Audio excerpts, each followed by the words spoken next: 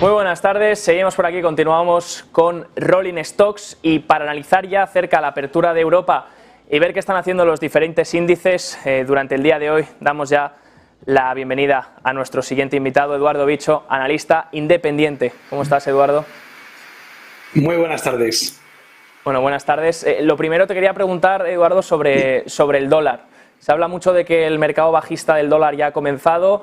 Lo publicaba también en su último informe de Bank of America, decían los estrategas de los fondos de inversión, los gestores, que también es una de las posiciones más concurridas ahora mismo, corto dólar. ¿Cómo veis el dólar estadounidense y crees que el rally del euro puede continuar? Bueno, personalmente coincido bastante con ese análisis. Creo que hemos estado inmersos en un rango lateral prácticamente entre niveles de 1,10 y 1,05 en los últimos meses y a partir de ahora creo que ese rango podría ascender hasta la base en 1,10 y la parte alta en 1,14, 1,15.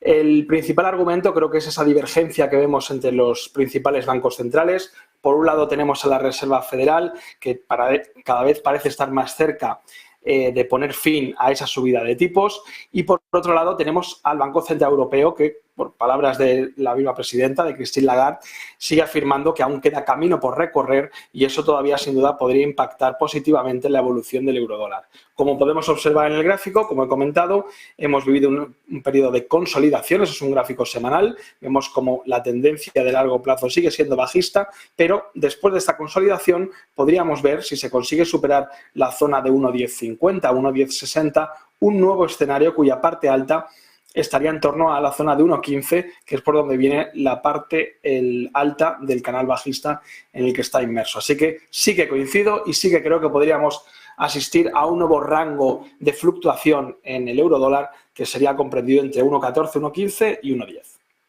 Pues iremos vigilando ese eurodólar, Eduardo.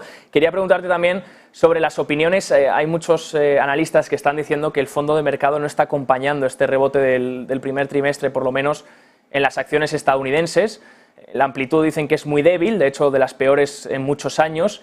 Y no sé qué opinión tienes sobre esto, sobre que unas pocas empresas sean las protagonistas en empujar a los índices. Bueno, es algo que también estamos viendo en índices también europeos. Estamos viendo cómo el sector financiero, por ejemplo, en el caso de España, también tiene un peso relativamente más alto que en el resto de índices europeos y eso ha servido para que se comportara mejor que el resto. También hemos visto cómo el sector del lujo también ha conseguido que el índice CAC 40 haya superado máximos y en el caso de Estados Unidos pues no puede ser menos. Coincido plenamente con esas afirmaciones. Es cierto que desde el punto de vista técnico, como podemos observar, además nos encontramos en zonas críticas para los principales índices, tanto el S&P 500 como el Dow Jones. El S&P 500 luchando por intentar superar la importante zona de resistencia de los 4.200 puntos y en el caso del Dow Jones el nivel a batir sería la zona de los 34.000, 34.050. Se respira cierta calma tensa, es cierto que estamos viendo cómo la tendencia alcista se mantiene desde el punto de vista técnico, pero son muchos los focos de incertidumbre que hay actualmente activos y que podrían provocar alguna sorpresa negativa en los mercados. Así que mi recomendación sigue siendo en ese sentido que ajustemos bastante los stop loss para así evitar disgustos. Pues los ajustaremos, justamente de eso te iba a preguntar, los principales índices, resistencias importantes ahora mismo, S&P 500 esos 4.152, que es el FIBO 50, parece que no lo quiere terminar de romper, vemos el Nasdaq también cerca de una resistencia importante. A partir de aquí, ¿cómo crees que los índices van a ir actuando? ¿Posibilidad de ver alguna rotura como hizo el Bitcoin, que de hecho es una rotura que ha rechazado drásticamente?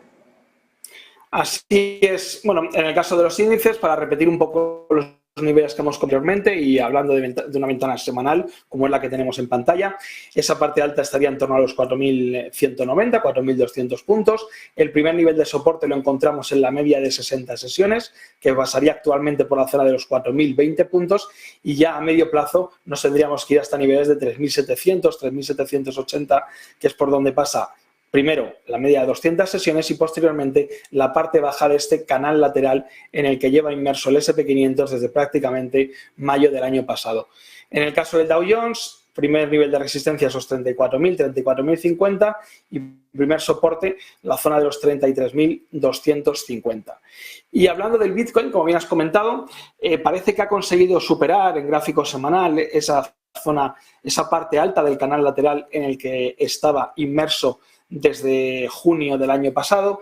Vemos cómo además coincide con el cruce de medias de 60 y 200 sesiones que actualmente puede servir como un soporte bastante fiable para nuestra operativa. Así que mientras no pierda la zona de los $25.550 por Bitcoin, la tendencia desde el punto de vista técnico sigue siendo alcista, se pueden mantener posiciones y el principal nivel objetivo de resistencia se sitúa en el entorno entre los 32.740 y los 34.400 puntos, que además coincide, como podemos observar aquí, con un hueco alcista que dejó en agosto del 21 y que actualmente ya sirvió de soporte aquí y una vez perforado va a actuar como resistencia. Así que el rango que nos debemos fijar es en la parte alta los 32.750 y la parte baja los $25.150.